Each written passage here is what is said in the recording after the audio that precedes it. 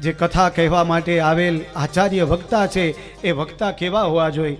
ભાગવતજી કહે, વિરક્તો વૈષ્ણવો વિપ્રો વેદ શાસ્ત્ર વિશુદ્ધિકૃત. આવેલ કથાકાર છે એ સૌથી પહેલે તો વિરક્ત હોવો જોઈએ.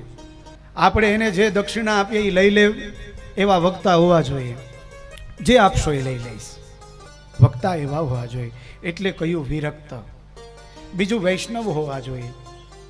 ત્રીજું વિપ્ર હોવા જોઈએ. વિપ્ર એટલે કે કથા વાંચનાર બ્રાહ્મણ હોવા જોઈએ. મહત્વની વાત એ છે.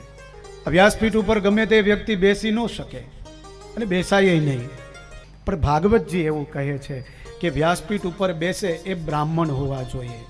અહીંયા વિપ્ર આવ્યું છે. વિરક્ત હોવા જોઈએ, વૈષ્ણવ હોવા જોઈએ, વિપ્ર હોવા જોઈએ. ચોથું, વેદ શાસ્ત્ર વિશુદ્ધિકૃત. વેદને જાણકાર હોવા જોઈએ, એને વેદોના મંત્ર આવડતા હોવા જોઈએ.